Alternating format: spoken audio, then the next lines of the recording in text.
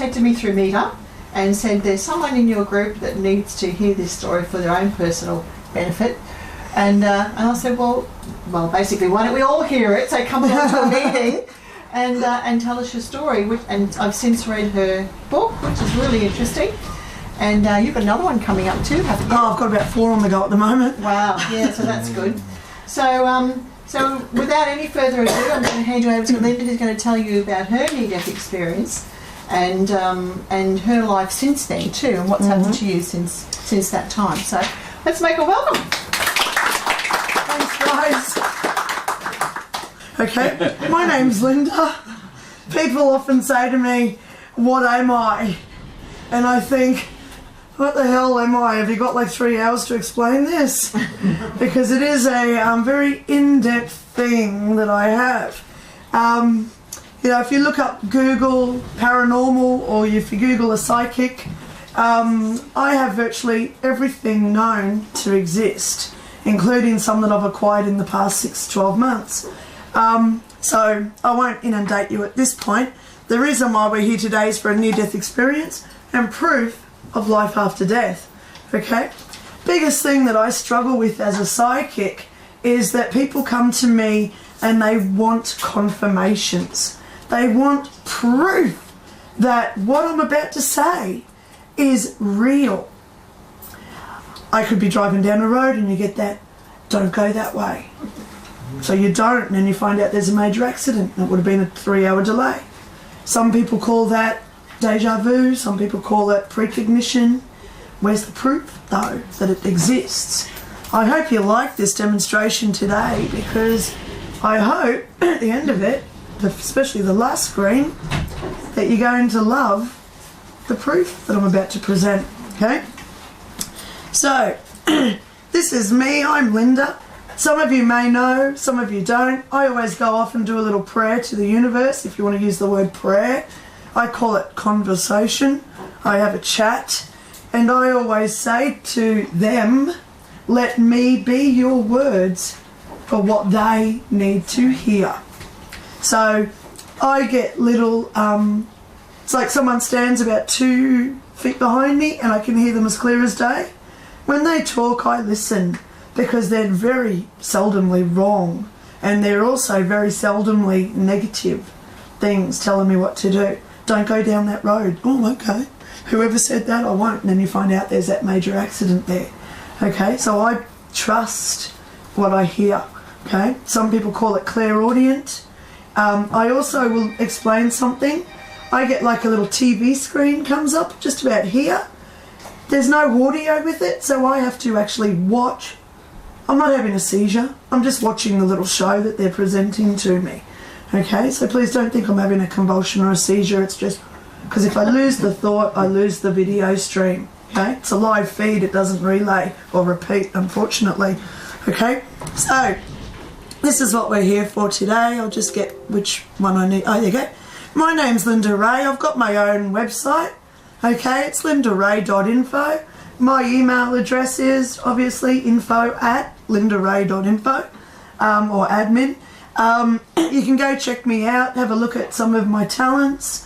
You wonder why I get busy all the time, because I get people coming to me for readings. I get people coming with injuries. They want me to heal them. I openly now call myself Iron Man.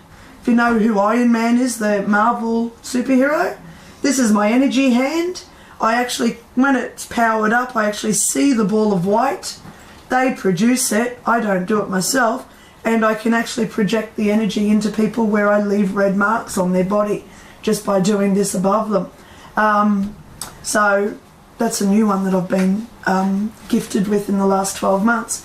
Okay, so yeah, I've got a lot of talents, gifts, whatever you want to call them, paranormal abilities, or whatever you want to call them. Okay, so let's start at the beginning. What was it like before my near-death experience? My near-death experience occurred in May 2001, but I was born as a psychic. I've always had this. Mum openly tells many stories, much to my embarrassment, about things that I used to do as a kid. I used to run around the yard with a white napkin on my face saying I was Sally Field. she never knew who I was talking about because the Flying Nun series didn't start for another 2 years on television. So, Flying Nun, remember Sally Field, the Flying Nun? I was doing that 2 years before it started on TV. So that's one of the big things that a lot of people had, that evidence or confirmation, if you want to know. I've always had precondition. I've always been a psychic medium. People say to me often, what is a psychic medium? I talk to dead people. If you're into that Bruce Willis movie, that kid is me, okay?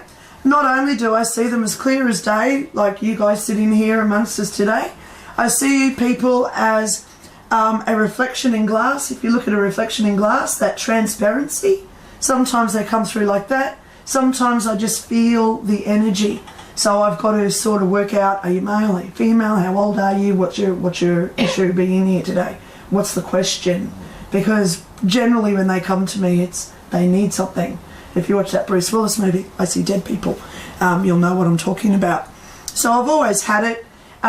Growing up, I was called a freak.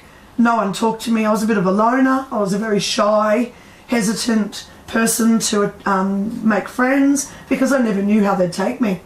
I got married when I was 24. He used to call me a witch because I used to do stuff. He couldn't handle it, especially when I started dreaming about plane crashes that occurred 3 days later, which were in the newspaper and stuff like that, car accidents and stuff. So he couldn't handle it and he left. Second husband, I've been married 3 times, by the way. If you look at anyone like Sylvia Brown, she was like me, Elizabeth Taylor with 18 surnames. So, because we never find people who fully understand what we are. They like it in the beginning, but when it starts to happen, it's like, freak. So they get scared and they leave because they don't understand it. So I've always had it. But the biggest thing, as I said, people always come to me and say, where's the proof? Where's the confirmation? We need physical evidence that this exists. Okay? So that's one thing that I've always struggled with. So, as I've just said, what's a psychic medium? I've got 3 portals in my house. I use one a lot because I can ask it to open. People in my house get absolutely amazed when I do it and people come through. I actually get people that are living come through as well, which freaks me out a bit because I have to ask, are you dead or are you alive? Because sometimes I don't see the difference, okay? So I've always been a psychic medium, mixed bag of a lot of different talents, that's what I call myself, okay? So here we go, psychometry. I can touch things and I know what it is. Classic thing there, I was walking through Mount Albany shops one day and in the centre there was a man selling all furniture, bedside tables, stuff. I put my hand on this set of drawers and I said to the man, is this Tasmanian oak? And he said, yes it is. And he said, how do you know that? And I said, because this chest of drawers has just shown me a map of Tasmania.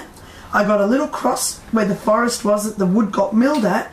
And I can tell you the wood got milled about 20 years ago. It's been sitting in a factory up at Caboolture, and I can actually feel the pain of the wood going through the saws making this piece of furniture. He got a bit freaked out, but I'm used to that. Okay? So that's psychometry. I touch something and I know their stories. Okay? Empath. I feel other people's emotions. Hence why I don't go to shopping centres, because it's like, inundation of 3,000 voices in my ear, 3,000 feelings. I know the person down near Kmart's having a big fight with their wife because she didn't give him enough money to buy the bike for the son's birthday present. So I get empath. Medical intuitive. Does anybody here know what a medical intuitive is? Mm-hmm. What is it? Someone who tunes into the frequency around the body and detects what's wrong, where it's wrong, and how it started and where it's going. Craziest thing. I do what are called aura cleanses. People come to me. I only charge $30 for an aura cleanse, by the way, just so you know, because I'm not about the money. Auras. It's our energy around us, yeah? I can not only see the colours, so I've gone to Bunnings and got all the colour codes, the paint you know, the paint samples. So I can say, oh yeah, this is the colour of your aura today, and I've got that around your legs. But I've also printed out what they mean, what pink aura means, what blue auras mean. So when I do aura cleanses on people and I'm doing like a body scan, especially with this hand because that's my power hand, I see black spots where they've got injuries. Not only have I detected amputations where people have lost fingers and it's been sewn back on, I can see broken bones, arthritis, heart, lung, kidney, indigestion problems, arthritis. Had one man come in for an aura cleanse. His mother came through the portal.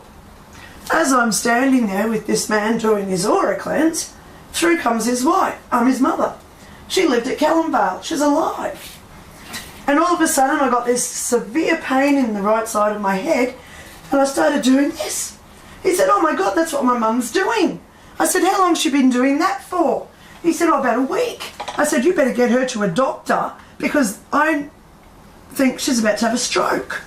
Sure enough, took her to the doctor the next day. They did an MRI. She had a major blood clot, bordering stroke, imminent about it to occur. So that's what a medical intuitive is. Okay, I do services, okay, in medical intuitives. All right, dreams that come true. Classic one was the 80s. I dreamt that I was this boy. I saw the whole story, getting to the airport, getting on the plane, saw the air hostesses. He's only a little boy and the seat buckle's too big, so the woman that he's with is tucking him in. I won't go into it, but everyone on that plane died except for him. He died a few days later. If you Google sole survivors of airplanes from 1980, you'll find the story I'm talking about because it was documented. I was telling people 3 days before it happened what was going to happen. So their dreams come through. Have I ever dreamt lotto numbers? Why is that? Because we're not supposed to do things for our own gain. It's a big no-no with universal law. If you Google the 12 universal laws, we can get compensation when we're done wrong by, but we're never about to do it for our own benefit. Today's not about my own benefit. I'm here educating so then other people, hello everyone watching, to give benefit to other people. Okay? Precognition, you know things before they happen. Seeing dead people, well, it's a given with me, it's every day. I had about 6 people over last night. We're playing cards till about 3 in the morning. We're hearing noises coming up and down the hallway. We were the only people in the house. There's people walking up and down the hallway. We all heard it. Rick Burden was there. He comes, I'll give him a plug. He's from Dust. He also does the Bogger Road Ghost Tours, Brisbane Ghost Tours. That's Rick Burden. He's the manager there under Jack Sim. He's also a psychic medium. Everyone else there last night, they weren't psychics, but we're all hearing people walking through my house last night. It's pretty good that other people hear it. Okay, so seeing dead people. All right, so coming through to the next screen, where's the confirmation? It's good when people are over saying, oh yeah, I just heard people walking up and down here. I can hear voices, but you guys today, you don't believe that, do you? I can say anything I want. Are you actually going to believe it? So today I hope I give you a little bit of confirmation. Okay? Alrighty. So, May 6, 2001. What happened? I was married to my second husband, lived in America, nice little town called Concord in North Carolina. I can still do the accent when I need to. It was a night like any other. And this is what absolutely terrifies me. If I knew what was about to happen, damn, I probably still would have gone through it just for the experience of it. But it was a very, very frightening experience because I had no forewarning. I was actually chronically ill. I was having an asthma attack. Woke up at about 2 o'clock in the morning. I couldn't breathe. Had a nebulizer and I thought, damn, I've got to go to the toilet so bad. Went into the ensuite, which is about from here to the bathroom away from here. Took me about 20 minutes to get there because I just could not breathe. Sat on the toilet, let's be honest, I don't hide things. And it was just like I went to sleep. That's the scary part. I thought I was just going to sleep on the toilet. You know when you just drift into that peace of going to sleep? That's the scary part. But I was in a coma for 8 days on life support. People say to me, where's the confirmation? See that scar on my leg? Yeah. Who wants to guess what that's from? Did you? No. I actually had 15 drips in me while I was on life support. I've still got the physical scarring from the drips. There's one in there, I had one in there. I had a heart monitor. If anyone's ever had a heart pump, they're not nice. Okay? I had drips in my upper thighs.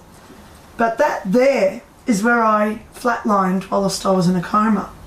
Because I had all these needles going into me, they had to keep me secure on the bed, because unfortunately when we die, we convulse.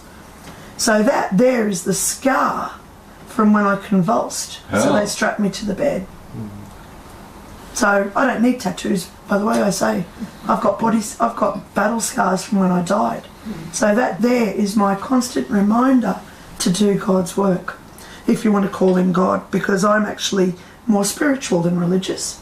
I use Allah, I use Muhammad, I use Jesus, because I believe that we all have the same philosophy, the same beliefs, and the same hopes. Okay? So I went to sleep, woke up 8 days later. That's what the doctors thought, because it didn't happen like that. I went home, but not straight away. So, what did happen? Okay. People say to me, what happened since my near-death experience? Yes, I woke up with this amazing event. Amazing event, which I'm going to show you some pictures that I drew. Okay. I knew what I had to do. I knew the exact date to conceive my daughter, who they told me was going to be important to them in about 25 years' time.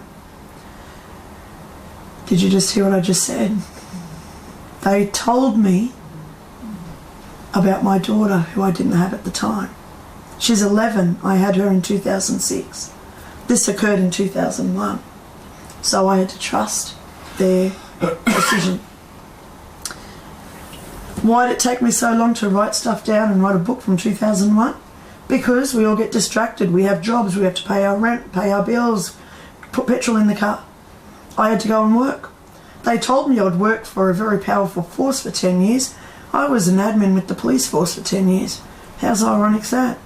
They also told me I was going to be a trainer for 2 years, public speaking, prepping me for what I had to do after I left that. Guess how long I was a first aid trainer for? 2 years. So now I'm into the element where I'm in the position now where they want me to be. So I started writing down what they wanted me to do with the information. Okay? Alrighty. Let's just keep going. Believing that others will believe. Where's that confirmation, that evidence? I could say anything I wanted today. Okay? You could read my book. Oh, I will give myself a plug. It's on Amazon, guys. I wrote a book. It's called My Ticket to Heaven. It's on Amazon. It's my detailed description of what happened in the 8 days when I wasn't here. All my stories, my photos that you're going to see. Okay? But today I'm selling electronic versions for $5. Okay? And you also get a $7.50 gift as well if you buy it. I sell that on Amazon for about $7.50. So for $15 worth, you get, for $5 today, you get the book and a little present to take home. Okay? As I said, to me, it's not the money side of it. Okay? Believing that others will believe. So what happened to me after my near-death experience? I'm going to lose you here. I'm chronically ill. I wake up at 2 o'clock in the morning. I thought the first thing going through my head was, heck, I'm busting to go to the toilet. I'm honest. So I got my nebulizer. I thought, freak, the cord's not long enough. I've got to go to the toilet and plug it in the ensuite. So this is where the bed was. Here's the ensuite. There's the toilet where I died. What happened as soon as I went to sleep, that overcoming absolutely serenity power of peace when you go to sleep. Then I'm floating in the lounge room, which was here next to the bedroom. So, funniest thing, I was floating, over there we had 12-foot ceilings. My head was nearly touching the top of the ceiling, and I'm 5'7", so my head was way up here. As I looked down, I had no feet. Just below my knees, it sort of just dissolved to nothing. And reading near-death experiences over the years, because heck, I've become a prolific NDE reader, hearing other versions. Do I have the same thing? What happened to them? A lot of people say when they're floating in the ceiling they don't have feet. So I was floating in the ceiling. My body was in the bathroom. I had my ex-husband with me. He did CPR on me. I must have called out to him, I don't remember that. But he called ambos. What happened is I'm standing, floating, if you like, floating in the corner. Front door opened, I saw the paramedics, I saw the fireys, I saw all the police come in. I remembered the names on their badges. I saw them all. I've given detailed descriptions of who and what, even the ones that didn't even go into the bathroom where my body was. Okay, I saw them all. They had no idea that I was floating there. I couldn't communicate, I couldn't move. I was trying to move, but it was just so peaceful, floating in the ceiling, watching what was going on. I saw them wheel my body through. I didn't look so good, by the way. Yeah, it's funny seeing yourself coming through on a stretcher. But after they went through, my ex-husband shut the door, turned the lights off, and I was still floating in the room. Then the weird thing happened. If this isn't weird, I'm floating in the ceiling, near the ceiling. The next thing happens are these things come in through the front door. Have you ever seen them before or heard about them before? Yeah, I said, replied in the email. They were blue, weren't they? Yeah. Yeah, I had a couple of reports of that. So let's just say the door's over in the back corner. I'm floating. These things, there was about 8-12 of them. They floated in like this, hovering. And they're all moving like this. And they're like, I've got a photo. That's the closest photo I've ever found that resembles what they look like. But this photo is dimensional. These things had a 3-dimensional shape. I could see into them. So some of them were about this big, others were really big. They were obviously intelligent because they were coming in and zooming in at my face, like they were looking at me and checking me out. I have no idea what they were. I have no idea what they were meaning or what their intentions were, because they didn't communicate. So they came in. Here I am floating in the ceiling, near the ceiling. They came through the front door, checked me out for about 2 minutes, and then they all went back out the door and the door shut again. How did the door shut? Don't ask me. I was just floating in the room. Sorry. Okay, so yeah, they're all floating around me, and that's what they resembled like. Okay, like a sparkler, if you know sparklers that you light, but they don't have that really cool thing at the end of them, because there was nothing at the end of them like a sparkler. Okay, yeah, so that's about as close. Pure white in the middle, but it didn't burn, but it was pure white, the whitest white. Okay, so next thing, I go into what's called, I call it the fog stage. It's like closing your eyes, and when you open them, you're on the other side of the planet. But you don't feel yourself move, so there's no teleportation, there's no, did I physically feel myself move there? No, you just blink, open up, and you're in the mountains. So here I am, in front of these three. I call them the 3 beings. I call this, funny enough, Ark of the Covenant, if you want to call it that. I'm standing in a church. Now, you know when you see wood panels, the panels are about this wide from the planks? In this area, this church, sandstone bricks were like this square, making this cathedral. The planks for the wood were like 8 foot wide.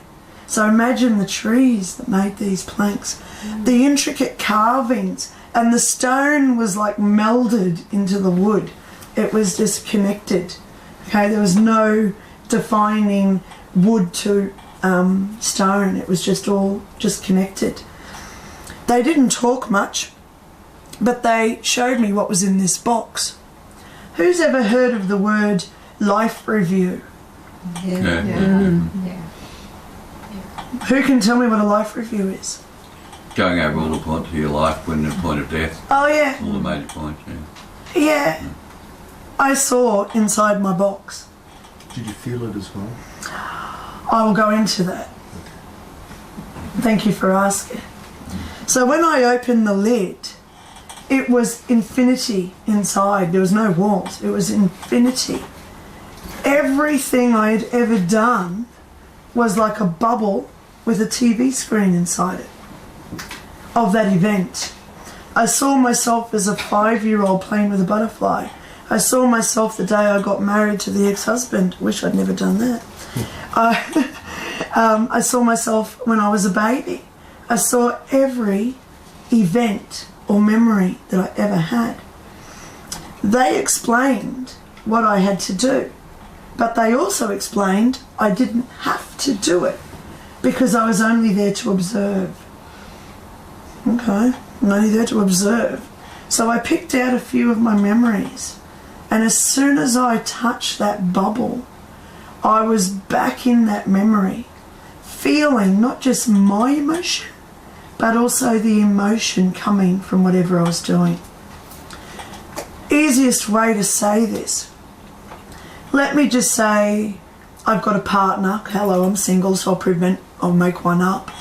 I'll call him Dale. Dale and I are screaming all morning at each other, fighting.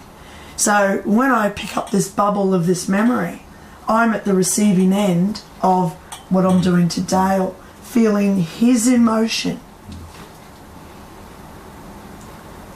It gets better because it's every living creature, ants included.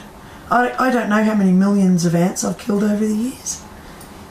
But imagine being this big with a big foot coming down on you. You live that pain. You live that fear. You live what that perspective was. People say to me, what's my interpretation of karma? I always say karma is understanding the other person's perspective. Yeah. And that's why karma is a bitch. Because when you look into that box and you've got to pick up that ball where you're having a fight with someone, screaming and yelling them, calling every name under the sun, you've got to be on that receiving end and get that back at you tenfold. You've got to forgive yourself for doing it. And also you've got to give forgiveness to that person for inflicting it into yourself in the first place. It's a big act to follow, I tell you. Some people have thousands and thousands and thousands of balls that they have to go through, and it can take years to get through one pain from one bubble. So some people could be at their life review, I'd say, for 1,000,000 years. Okay? If you look at like mass murderers over the centuries, someone like Hitler, where every Jew is in that ball represented as a bubble. So even though he personally did not flick the gaslight on those Jews at Auschwitz, he has to live the fact that he caused that ripple effect. People say to me, what is that ripple effect? So Dale, my fake boyfriend, I scream at him in the morning, why didn't you go put petrol in the car because now I'm running late for work? He then goes to work, he spills his coffee, the admin girl comes in and he's, so now she's in a foul mood, she goes back to her office, typing an email to person on the other side of the planet. See the ripple effect? And you've got to go through that ripple effect for every event in your life. Is it positive and negative? Sorry. Yeah, I've touched on the negative, but the positive is also returned tenfold. I'll tell you something. Years and years ago, a man was getting off a train. I was at a train station, a man got off, elderly, homeless man, and he had one of those little, what I call granny trolleys, you know, with the 2 wheels that you put all your groceries in, you wheel it, okay? As he gets off the train, his wheels got caught between the train and the track, the platform, and the trolley broke. I went over and I said, oh my God, everyone's laughing on the platform. I went over and I said, are you okay? He said, oh, don't worry about me, I'm more concerned that my trolley's broken. So I said to him, oh, how much is a new trolley? And he said, oh, $10. I remember clearly I gave him $20 that day to buy himself a new trolley. So he was in that box as one of my bubbles. I saw it. And as soon as I saw that memory, I instantly got the gratitude tenfold. It's very emotional. Because when we love, when we respect, when we're compassionate, when we care, it comes back tenfold. It's such an overwhelming feeling of total love and peace. I don't cry much, guys, look at that. So this is raw for me, explaining it to people, okay? Can you live those bubbles out as you're going through life? Like, be aware of it as it happens? I believe you can, to correct it. I've done some bad stuff over the years to people. I'm humbled enough to accept that. I've rung people and said, do you remember 20 years ago when I called you? How did you feel? And they turn around and say, you. And you think, okay, I've got to accept that because I'm getting that now. And you know the best thing to say? I'm sorry. From the bottom of my heart, I am genuinely upset that I caused you this pain. Does the bubble still exist? Yeah. But you'll still relive the memory from 20 years ago when I called her the But then you get the bubble of you asking that forgiveness and that tenfold emotion of love and compassion and caring. I can't tell you how extreme that is. So do I stand on ants anymore? Okay? Because I know what's in my bubbles. Okay? And what I've got to live like when I go back there. Okay? So they didn't talk much. They didn't tell me anything. They were just like, well, good photo, because they had no faces, they had no arms, no legs. That's exactly how I saw them. Just big mountains of energy. He would have been about 15 feet high, the guy in the middle, and these ones here are about 12 foot high. Just to put it into some comparison of what I was, it's just this humbled mortal standing in front of them. Okay? They didn't tell me who they were, but I didn't need to know. Okay? So then I'm back in the fog stage. Then I'm in what I call the white room. If you can imagine, no walls, no ceiling, no floor. Everything was white. You look down and you think, well, where's the floor? The gravity must be taking over because I'm not falling. But there was no floor, no walls, no ceiling. Then this lady appears.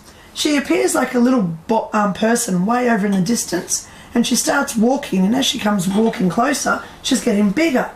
Because there's no floor or walls or ceiling to give me that perspective of size. So she comes over. We had about a 45-minute conversation. Well, should I say 45 minutes of her abusing me, because she wasn't nice. She explained to me that her name was Karina, and she was my great-great-great-great-grandmother. Okay. She told me a lot of things that I was doing wrong. You've been told to do this. Why are you here? Don't you know you got to do this, you got to do that? She was the one who told me the date that I had to conceive my daughter. In 5 years' time when I woke up. She was the one who told me I'd be working for the police force for 10 years, that I'd be a trainer for 2 years, getting myself ready so I could do public speaking. She was the one who told me, don't go into that. What was that? Back home. What do you think that was? Through to the other side. It was a big tunnel. People ask me about the tunnel with the light at the other end, because there was a light at the other end. Oh, okay. Yeah. It was rotating both ways at the same time, clockwise and anti-clockwise. And boy, did I want to go in there. It was an attraction, like a metallic pull, getting pulled to a magnet. It was like, oh yeah, I want to go in there. I really, don't tell me not to go in there, because I'm going in there. Okay? Karina explained to me, if I go into that, I will never be able to come back. Once you go into that, I don't know where it led, because she didn't tell me. Because at this point when I'm standing there, I didn't need to know. Okay. But she said, don't go in there, because I have to come back there's things I've got to do.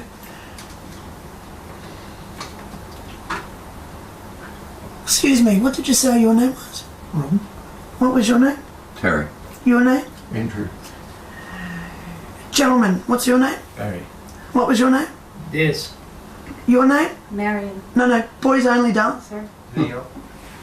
Leo. Leo, what's your name, darling? Al. Oh, sorry, guy in the blue chair? Yeah, blue. Blue. And what was your name? Alex. Alex. And we've got another one hiding in the back. What was your name? David. Okay. Gentleman here is the gentleman here. It's Elder. Oh, sorry. Aldo. Oh. What did I tell you earlier? Hey. A. Yeah. I know that there... Oh, sorry, I just got interrupted. That's why I paused, just in case I want to say something. I contacted Cheryl a few days ago and I said, there is a man coming today. He's got an A in his name and it's something that he needs to hear. He's coming for a reason to get a confirmation. So if one of you with an A sound like David, not like Alex, I'm thinking it might be David. Okay? But if one of you males do want to have a private chat with me later, okay? Because I've been told that there is a male coming today specifically that wants to hear something today, okay? Because they just stopped me. I started asking names. Okay, so this thing, I don't know where it is. I'm a true believer of reincarnation, okay? I believe that that is to go to another existence. That's what my philosophy is on what it was. Because did I go to heaven? Oh yeah. And boy, I can't wait to get back there. But you'll never find me suicide. I will never suicide. Oops, let me go back. Because of that box. That ripple effect of what pain I cause to others. So, yeah, I can't wait to go home. I've explained it in my book if you want to buy it. $5 today and you get a $7.50 gift as well, take home, okay? I think I've got about 9 gifts there. Okay? It's all good. So I didn't go in there. Obviously, I went back into the fog stage and then I woke up. What's it like when you wake up after you've been in heaven for a week? Shitful. I'm honest. It sucked. Learning to breathe again. Why do we have to inhale, exhale our lungs? What's this muscle thing? What's weeing and pooing about?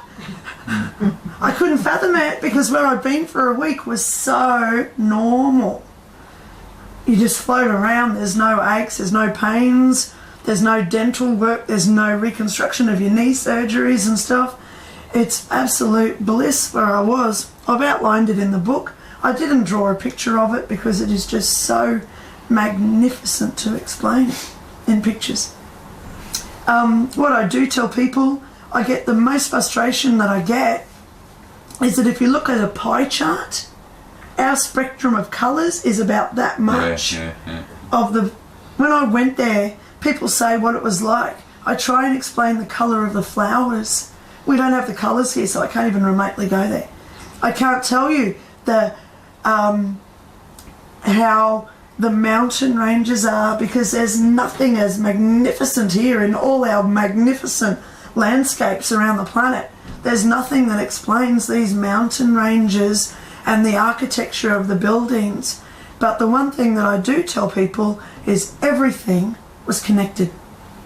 The flowers moved so you wouldn't crush them. They have a stem, and as I walked, they actually move over so you don't squash them. The mountains were singing. So the hills are alive with the sound of music. It's true, because I've heard it.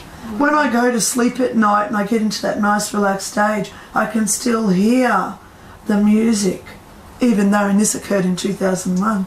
And it's like a repeated tribal, but it's so calming. Every time I hear it, I go to sleep because it is just so peaceful. Okay, but there was no speakers there because it was just emitting from everything. Trees were talking to me. Things were moving that really shouldn't be moving. I could hear the flowers. It was just amazing. So our 5 senses were totally out the window when I was home because you have all these other emotions and senses come into play. So what happened after I woke up? Came back to Australia. First thing I did, leave his ass in America. Sorry to say it like that. Came back to Australia. Got the job with the police for 10 years. Got distracted. Hello, I worked in forensics for 10 years. For 3 years of my 10-year career with the police. Funniest thing, I used to go out to murder scenes every day. Best thing was I ended up with a chaplain who liked me.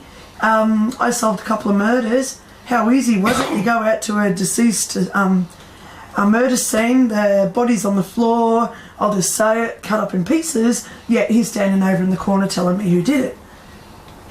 So I solved a couple of murders with the police. I've solved missing person files. Yeah, so I do have a chaplain who I work with and solve things. I gave them stuff on Talia Palmer's disappearance about 2 weeks before it was on the news. Remember the blue car? They were digging in the backyard in burnt remains. Yeah, I told them all that. So they went out and found her back in the backyard.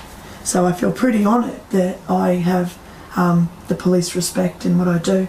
Here in Australia, it's different to the US. Over there, if you watch that show Medium on TV, they do believe psychics over there. Here in Australia, we're more evidence and proof driven.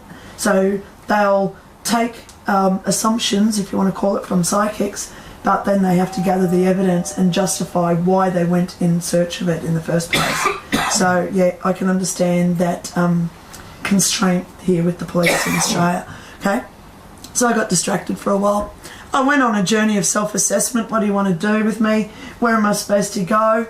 I ended up doing first aid training for 2 years, where I learnt how to be a public speaker. You know, am I shocked here today? I've lost my voice. I have no qualms saying that. The biggest audience I think I've had was about 45,000 people. Yeah, so yeah, I got on stage with Bon Jovi back in the 90s. And then I got, oh, that's another story anyway. I got dragged off stage because I kissed him. Anyway, so it was all about what is it you want me to do with this, okay? So I went on a little bit of a self-search assessment of myself. What is it that I want to do? Obviously, that's got to be the first priority, but listening to what they were saying to me and trusting what I heard. Trust, that's a big word because it takes a lot of time to gain trust. So I was asking for the confirmations. People come in for readings and I was getting those confirmations. Who's the Terry in your life? And they'd say, oh, Terry's my ex-husband. Okay, and who's Motley? So, oh, Motley's my cat. That sort of stuff. So I got that proof that I needed, but it wasn't proof of what other people needed. So I've started Southside Psychics. It's a meetup. I live down at Browns Plains. I have people over 2-3 times a week. I do development classes. Tuesday night for $20 I'm having burn all your stuff and release it. Who hasn't got the old photo of the ex-husband that you want to burn and release it and get new energy in your life? So that's the fun nights, that's what I'm about, fun. So I've got the meetup. I'm on Facebook, Lynda Rae. SouthsidePsychics.com, that's a big hands up to Rick. He's putting that together so I can start an online forum. And I've also got LyndaRae.info so you can go and check out all the stuff that I do. People ask me what do I love the best about it, and I say it's the best thing that I do now is because I'm a multi-skiller. Every day people come to me and it's not like you're just doing the same thing repeatedly. So every time someone comes to me, it's, oh, I've got to do this for you. So I always ask, what do I need to do for this person? What do they need? So I get so much diversity with my job. Okay? But I still needed that confirmation. I needed people to believe. Who's ever seen a ghost? So if you go up to, say, I don't know, you go over their family's place, standing around the barbecue, having a WVB, and you say, oh yeah, man, I've seen a ghost. What's your proof? Has anyone got proof? Yep. Because if they tell you things and you go around telling everybody else, if it's a haunted house... That could be just a psychic thing though. Yeah. Where's your proof? So I asked the universe, beginning of January, only a month ago, I said, I need proof. They gave it to me. Rick rang me. He's a friend of mine. I like plugging. He does the Brisbane Ghost Tours.com.au. I went over to the Bogger Road tour. I took my 11-year-old. She's more psychic than me because they told me she was going to be. She was seeing ghosts even before we heard the stories. She was telling the tour guide, "Oh yeah, there's a guard over there. He's wearing this and that." He says, "Hey, we see him all the time. Thanks for telling me that, 11-year-old." So yeah, she's got this better than me. So then I went on a ghost tour to Toowong Cemetery. Anyone ever done the Toowong Cemetery? Yeah. Did you get anything when you went there? I didn't. No, I didn't know. Got touched, pulled, hair pulled, punched in the back, pushed over? We did, didn't we, Lynda? Only from you the had girls somebody that set behind. up. We went one night on our own, and because she got sort of somebody behind her. So don't know who it was. I went over to the Toowong Cemetery knowing that people get punched, people get their hair pulled. They love my hair. I could be sitting here and my hair does this, and people go, "What's going on with your hair, Lynda?" It's like, what? I don't see anything. So they love my hair. They love pulling my hair. Okay. I've been punched in the back. I've been pushed downstairs. I've had an attack night where I woke up with about 30 scratches over me. That was fun. So how did you stop there? I'll tell you a story. I'll just divert because we do have some time to go through. Please do.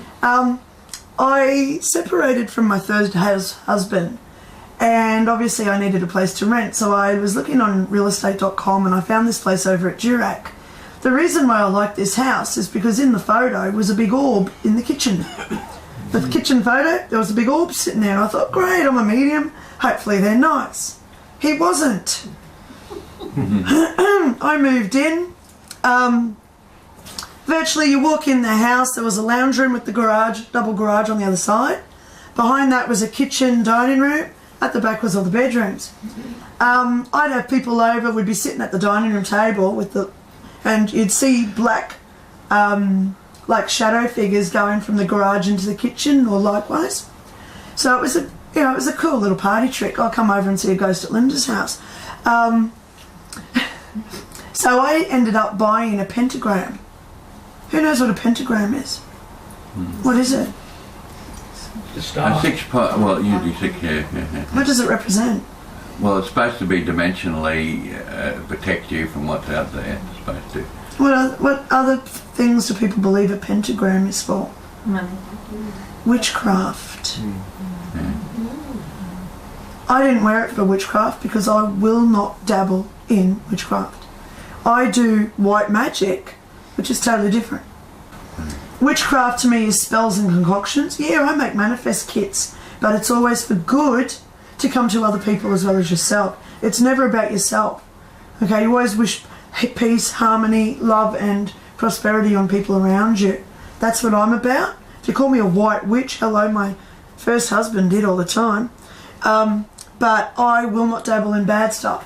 When I started wearing this pentagram, I was wearing it for your interpretation, for that protection. I was lying in bed one night. Actually, I only had it on for 2 days. It had a leather strap. I went to bed. Throughout the night, I woke up. I couldn't see the room because of the black on top of me. Scratches. I took photos at the time, but you won't see them because they're all over my chest and people don't want to see my boobies.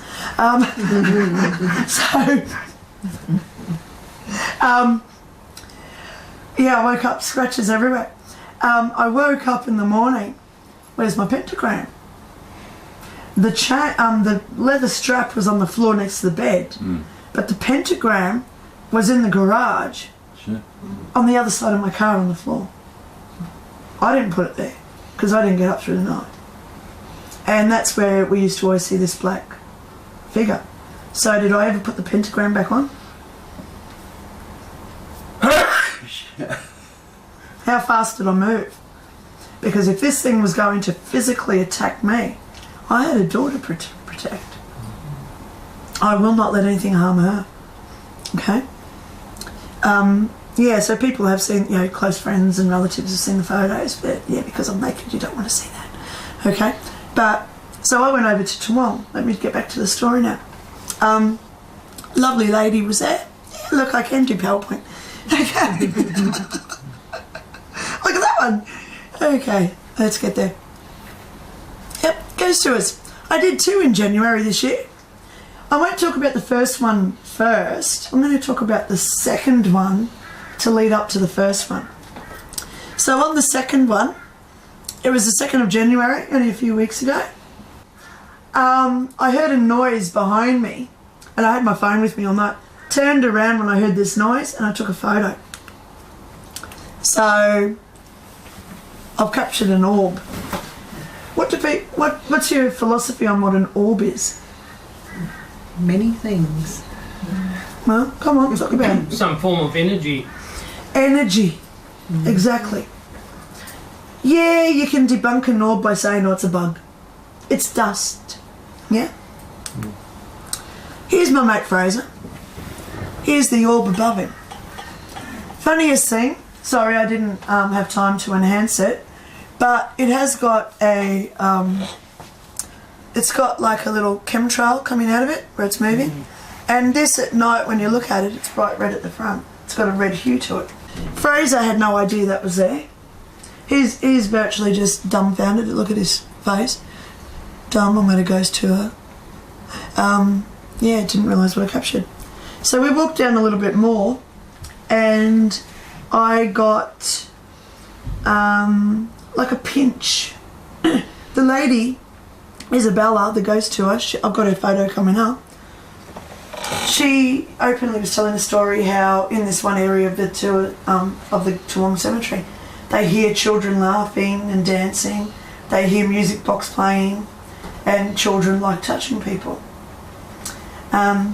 So I'm just walking along, gravestone, gravestone, gravestone, gravestone, and I feel this pinch just here in my back. So I turned around and I took a photo. And I call this one the mist. So what's mist? Anyone ever seen a mist? Yeah.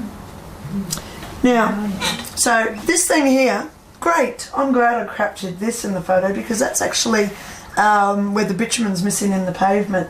So it's a good place for me to know then in daylight to go back and find the same place. But this here isn't part of what's there. This is the mist. So I've had a pinch, turned around, up the photo, and I've caught the mist. Okay? So you can see it here. It's actually the beginning of an apparition forming. They're building their energy. I say to people, how do we do a power up? The big way that I get people to do a power up, put your hands together. Actually, let's all try it. Come on, let's get interactive. Put your hands together, rub hard so you feel the heat between your fingers. Get it nice and hot. What we're doing here is causing friction, which causes energy. Okay? So this is the exercise I play a lot with people who want to feel their own energy. Now put your hands out to about here. Face them together. And now come closer until you feel tingles, heat or cold. Oh, there it is, I've got it. There's my energy. So where my right hand's here, my left hand's here. So you go half, so that's your energy there, touching the other half of the energy to there. Okay? That's what I can see.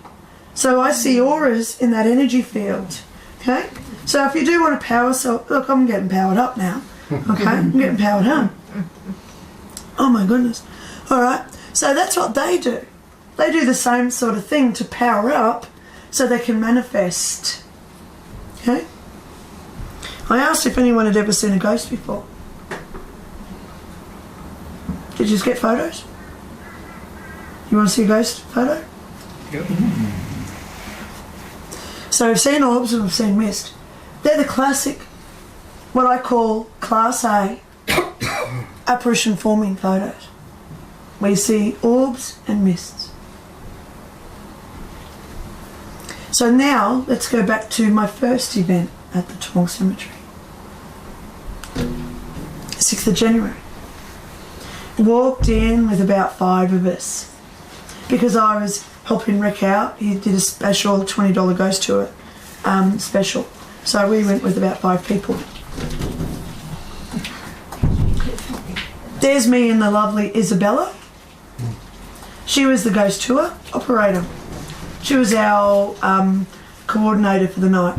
She wears gothic clothes because she tells spooky ghost stories. How children are heard running through the gravestones at night. How there's a vampire buried over on the side, so she dresses to the part. Now, I always say with photos like this, you can see the background, there's the gates of the Tong Cemetery. You can see our hair, our neck, our clothes, you can see our hands and our legs, yeah? The next photo I've got is a group shot of who went that night. Because this was at the end of the night, after I got some photos. So this was my confirmation.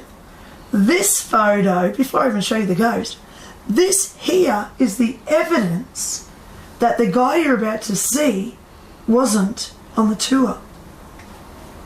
Because no one in that group, I took that photo. So I'm with my camera.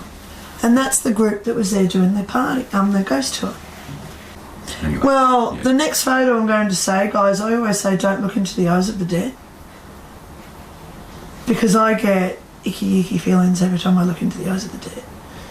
So, are you ready for it? That's the photo. That's the original untouched photo taken straight off my phone. That's hard to see from down the back. At night, it's a lot clearer. Don't worry, I've got some enhancements coming up. So you can see this here is eyes. Yeah. He's got an eye, and the funniest thing with his other eye, see these white dots? That's a reflection off my camera phone. How do ghosts cause a reflection? You can see his nose here. We've got 2 nostrils. We've got his mouth, and we've also got his ear over here. So I've taken, this is the actual photo. I've taken photos of my friends to get their head in that same location. Guess how far he was in front of my camera? Here's my phone. Very close. Very close. Do you want to just stand? Oh, thank you. Do you want to just stand up for me? Terry. Do you want to just stand up for me? I'll show you where I was to where this camera was. Wow. How close was he to me? Later. Not even that. Okay. Thank you. He made no contact with me, and I'm a medium. Hello. Why didn't he talk to me? But as you'll see in the enhancements, well, there's the actual real photo. On here's even better, so I can see it better now. But here's our first enhancement. Oh, okay. Oh, okay. wow. Yeah. This is Rick, by the way, Rick Burden, who does Dust Down Under Spirit Team. He also is the operator for, I'll give him a plug again, brisbaneghosttours.com.au, so you can book ghost tours. He's done the enhancements on this. So now we can clearly make out his glasses. We've got his 2 eyes, we can see nose hair at night. You can see his mouth, and you can even make out his teeth. You see his teeth, yeah. But guess what? I actually sent this photo, the original. I sent it over to a university professor. Now, to get a paranormal university professor in Australia, it took me about 6 hours of very, very hard work, dedicated work to find him and get through, because they don't tell you who to go to. Have you got a paranormal section? No. They want you to hang up. But I pushed it for about 6 hours. I sent it over to this professor, and he said there's one very, very, very important factor about that photo. Who can guess what it is? Eyes, flashlight. Where's his freaking body? Nothing below the neck. Yeah. Where is his body? Because it's all just noise. So, if you want proof, if you want confirmation, Why would I lie about this stuff? What have I got to lose? Pretty cool photo, I reckon. So, yeah, look, here's the... You can even make out his teeth. Any ideas who he is? Absolutely not. I've been back to Toowong Cemetery a few times. Well, that's actually why I went back the second time. He didn't even show his face. But that's just one photo of 3 that I took that night. I was standing Death Valley, ironically named, if you ever go on a ghost tour, at Toowong. It's called Death Valley. And what I did is I took a photo to the right, photo to the middle, photo to the left, because I was thinking I'll do a panoramic shot. He's in all 3 photos. Standing exactly in the front, looking straight into the lens. He wanted to be seen. He wanted recognition. He wanted people to know that it happens, that he was out there. And the other photos, were they of that quality? Or was that the best one? The others are, the other ones, I've got one very similar to that, and the third one, somehow it's been deleted from my camera, so I've got to get it back from Rick because he's got it for the enhancements. Yeah, but I've got them here on my phone if you do want to see the actual real... I haven't deleted them from my phone. So is that like a moustache? Yeah, he's got a moustache. So he's got a moustache, he's got a bit of a goatee beard. So you can see it here on this one even better. He's got a goatee beard. You can see his ear, you can see his nose hair at night without any lights on. Yeah. Is he wearing glasses? Yes, he is. Yeah, he is, yeah. I've actually been on Google because I'm a researcher. Hello. So I've been dating lens frame because at night you can actually make it out very clear. And the third photo that I've got, which you won't be able to see, but yeah, you can actually define the shape of the lens. And they're around 1930 to 1930 onwards. They use that type of camera. Lens and frames. So. Yeah, I'm keen to go and talk to the Toowong staff and just say, oh, by the way, have you got a male, probably aged around 35, 50, died 1940 onwards, buried here anyway? What do you think she's going to say? Heaps. Going everywhere. Yeah. Yeah. He's actually From taller here, than my here. camera. So I was holding the camera out to there, so he's actually taller. It's a very interesting photo. So people come to me, you know, saying as a psychic medium, oh, I want to contact my mother, I want to talk to my grandmother, I want to see if my dead dog's okay. The answer's always yes, because I went home. I know where they're living, excuse the pun, where they're existing, and it's absolute bliss. Absolutely beyond capacity bliss. Okay? There's no negativity. It's absolute peaceful love that comes where home is. But what I do like telling people is we have a choice on what we do when we pass. Some people decide to stay earthbound, like my neighbour next door. Classic example is Shelley. I was sitting at home one day and a man came for a reading. Through the door behind him came Shelley. He had no idea he had this Shelley, but her name is Michelle, but everyone called her Shelley. Sorry, I'll just explain who Shelley is. She got killed in a car accident probably about 20 years ago, and she doesn't know she's dead. So she follows people around trying to work out why they don't talk to her.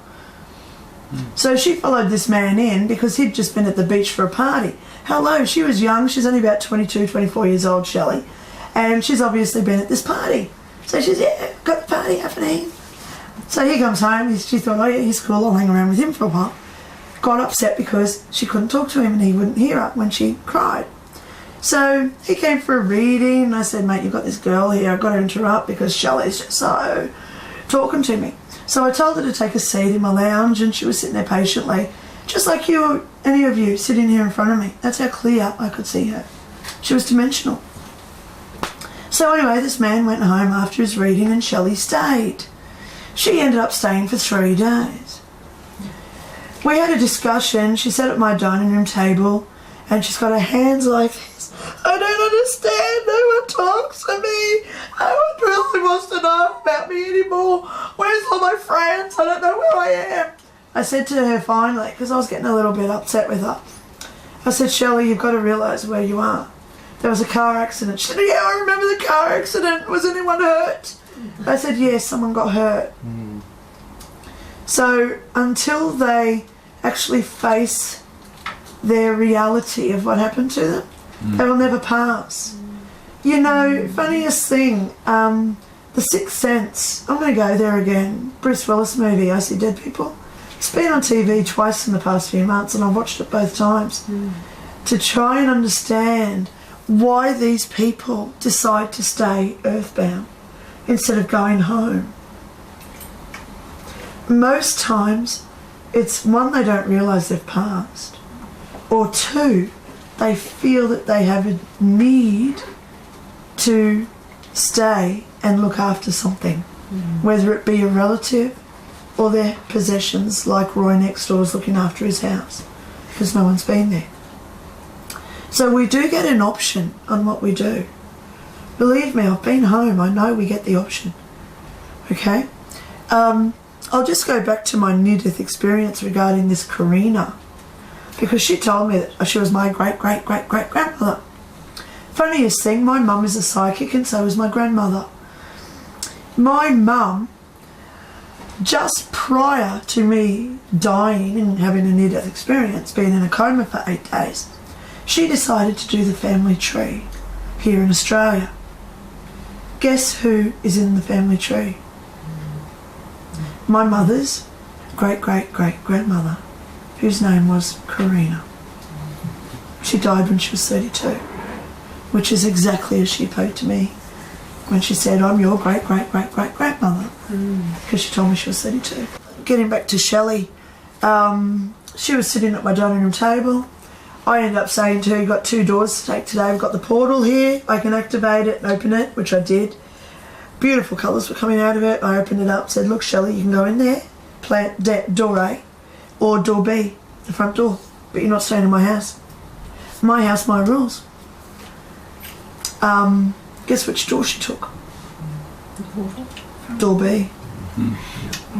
Because she hadn't yet decided to face her own reality. So where was she living before She just follows people around. No, but before she died, did she say? I have no idea. All she was talking about was this crash where people were... She was trying to work out whether people were hurt. Yeah? Yeah. But she, you know, her clothes were in like 1970, late 70s, early 80s. Yeah, because I lived through the late 70s and 80s, so I know the clothes. What a wild time that was. Anyway, so that was Shelley's story. I'm going to go back to Rick, because he's a psychic medium. One of the things that people don't realise about psychic mediums and how we're all connected. I'll tell you a story. Had a man over, well actually it was a lady for a reading, doing her aura, portal opened. Straight away I'm in the bush, I could see a forest. This young boy is about 12 years old. He's running towards me, screaming in total, the worst sort of fear. And he's running towards me, help me, help me, help me, help me. So as soon as he started running through the portal, I said to this lady, sorry, I've got to just concentrate on this guy, because she couldn't see him obviously. I said, where are you, baby? I don't know, but there's a man after me. There's a man coming, help me, help me. So then again, I see the man behind him, big like a lumberjack, holding a big knife like an axe. Took this boy into a shed, and it didn't go good for the boy. So I excused myself from this lady I was doing a reading for, made some notes. He spoke English.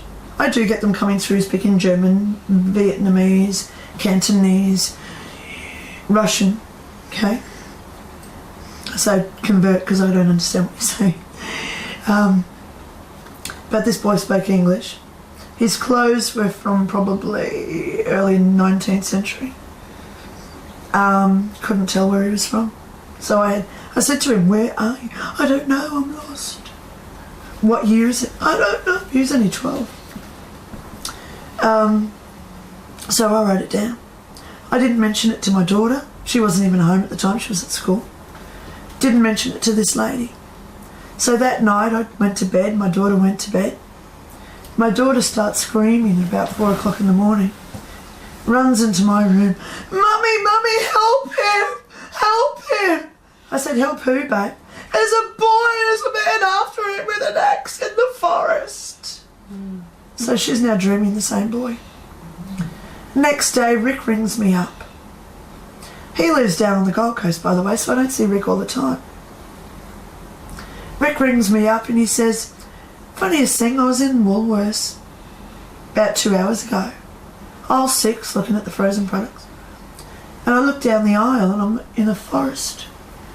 And there's this boy running towards me, scared out of his wits. And I said to Rick, what did the boy say? And the boy said to Rick, tell Lynda to help me. So Rick got home and rang me up and said, you've got to help this boy. I said, well, that's going to be fun because I know how I've got to help this boy. Who thinks they know how I've got to help this boy? Help him over the other side. How do I do that? Because I know the answer. Make him realise he's dead. Make him realise he's dead. So how do I make him realise he's dead? Go through the experience of death. I've got to go through that with him and go into the shed with him.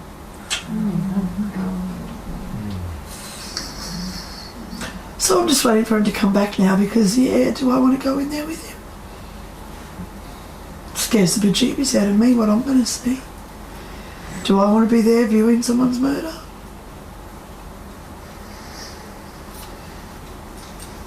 But that's the life of a psychic medium, isn't it? It's not always fun and glory. We do have our down days. But when somebody comes to us like this with no malice, no intent, didn't even talk to me.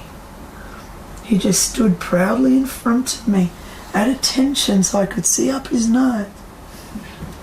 I'm here, is what he was saying. How proud am I of him because he didn't scare me. Interesting. It is interesting, isn't it? But, you know, I say to people, sorry, I do get emotional, but I try and detract from it. But, you know, I openly say to God every night, hello, I'm a smoker, by the way. I go out and have my last smoke at about 10 o'clock at night. I always talk to the universe. I always get answers. Do people tell me, Lynda, you hear voices? Absolutely, every night I do. I get messages.